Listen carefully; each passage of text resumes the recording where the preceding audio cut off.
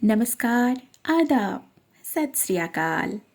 ये है आपकी अपनी कहानियों का चैनल जिसका नाम है कहानियाँ दिल से।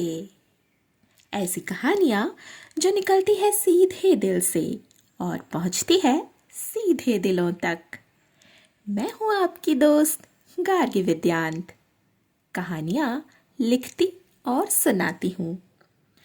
आज आपको सुनाने जा रही हूँ अपनी ही लिखी डायरी का एक अनमोल पन्ना। तो चलिए शुरू करते हैं आज का सफर डायरी के एक पन्ने से। दिन 27 जनवरी 2015 मंगलवार। समय रात के 9:30। स्थान मेरा मायका मिदनापुर, पश्चिम बंगाल। प्रिय डायरी मनपंखी, आज थोड़ी देर हो गई। बस अभी कुछ देर पहले ही लौटी हूं घर। क्या किया जाए, कस्बे में रहने का अपना मजा और सजा दोनों ही तो है। हर महीने घर से 40 मिनट का सफर तय करके खड़गपुर जाना, अल्ट्रासाउंड करवाना सच में थकान भरा होता है। पूरा दिन निकल गया आज क्लिनिक में ही। कल फिर से बाबा बेख्याली में क्लिनिक में मेरा नंबर लगाना भूल गए थे, सो आज मेरा नंबर काफी देर से आया। ऊपर से आज जाने क्यों क्लिनिक में भीड़ कुछ ज्यादा ही थी। सुबह से ही मन में एक अजीब सी हलचल थी, शायद इसलिए क्योंकि आज हम दोनों का एनोमली लेवल 2 अल्ट्रासाउंड स्कैन होना था। आदत से मजबूर मैंने इस स्कैन के बारे में पहले ही जितना संभव हुआ इंटरनेट से जानकारी निकाल ली थी, और शायद ये जानकारी ही मेरे मन की हलचल की वजह भी बनी। बार बार रह रहकर हाथ फेर लेती थी अपने उभरे पेट पर, उसे महसूस करते हुए। मेरा अंश, मेरा रंश। आज मेरे अंश को डॉक्टर और मैं दोनों ही कुछ करीब से देखने वाले थे स्कैन के जरिए। उसके नन्हे हाथ पैर, धड़कता दिल, चेहरे की बनावट, सब कुछ आज के स्कैन में दिखने वाला था। घर से क्लिनिक के लिए निकलते वक्त भी भगवान जी से यही दुआ की थी कि मेरा अंश सुरक्षित हो। फिर माँ ने जब दुग्गा दुग्गा कहा तो मन थोड़ा शांत हुआ। हैरानी होती है ये सोचकर कि कैसे एक प्रेगनेंसी टेस्ट किट की बस 2 गुलाबी लकीरें एक औरत का मैं से माँ बनने के 9 महीनों का सफर शुरू कर सकती है। बस 2 गुलाबी लकीरें कैसे एक होने वाली माँ की आंखों में अनगिनत गुलाबी सपनों के सितारे चमका सकती है। माँ बनने का दर्जा, खुशी, बेचैनी, उम्मीद और न जाने क्या क्या।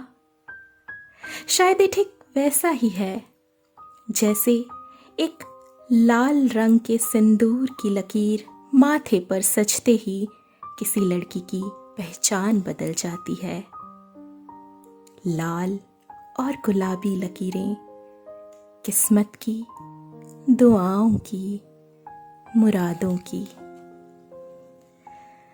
चैम्बर में बैठे बैठे पहली बार बोर हो गई थी, तो इस बार बाबा ने श्री रामकृष्ण परमहंस स्वामी की जीवनी दी थी पढ़ने।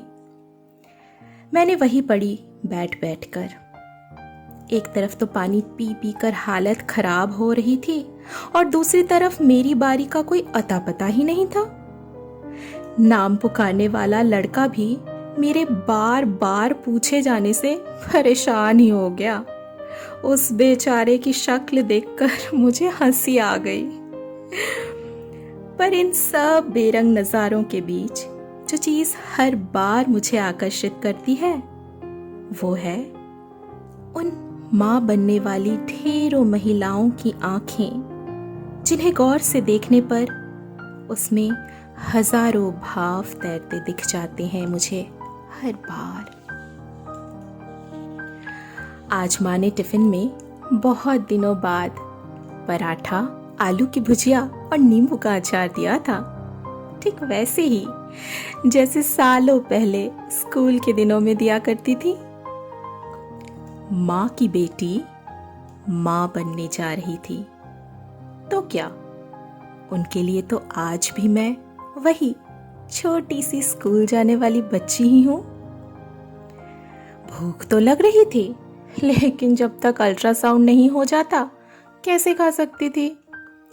वहीं बैठे बैठे अपनी बारी का इंतजार कर रही थी और अचानक मेरी नजरें पड़ी सामने बैठे एक दंपत्ति पर, और न चाहते हुए भी मन मेरा उड़ चला हजारों मील दूर ऑफिस के कामों में व्यस्त प्राणनाथ के पास।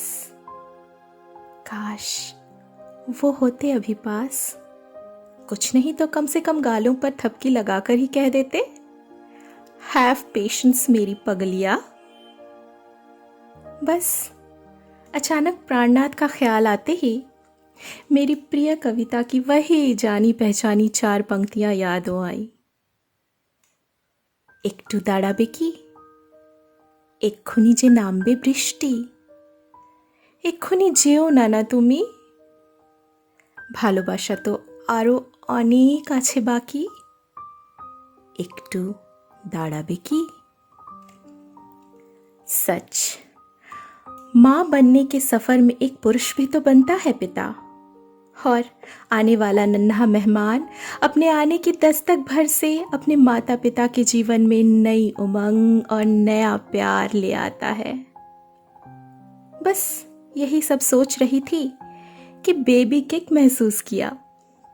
मैंने पीठ पर हाथ लगाया तो ऐसा लगा मानो किसी ने अंदर से आवाज दी, माँ मैं हूं ना तुम्हारे साथ, फिर भी तुम बस पापा को ही मिस कर रही हो।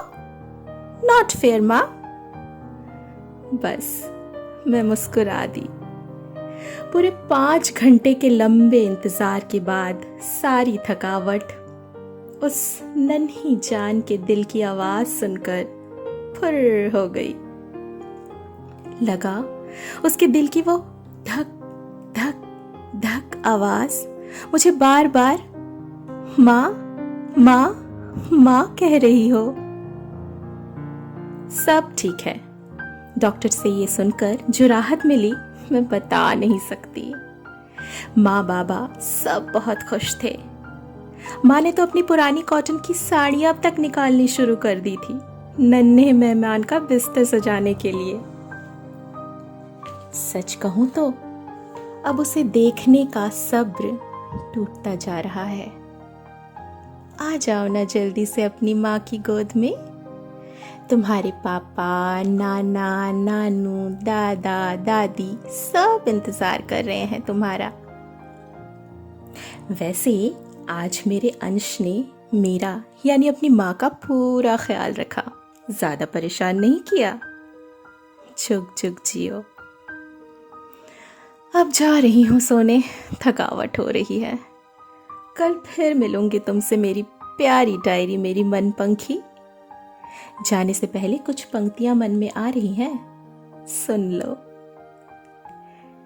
मेरा पल पल तुझ में बस जाना, तेरा दिनों दिन मुझ में रच जाना, सृजन के इस पावन यज्ञ में हम दोनों का एक नया जन्म लेना। डायरी के पन्ने का ये सफ़र आज बस यहीं तक। अभी आप सुन रहे थे मेरी यानी कार्की विद्यांत की आवाज़ में मेरी ही लिखी डायरी का एक पन्ना। आप अपनी प्रतिक्रिया कमेंट बॉक्स में जाकर अवश्य बताएं। फिर मिलते हैं एक नई रचना के साथ। तब तक के लिए नमस्कार।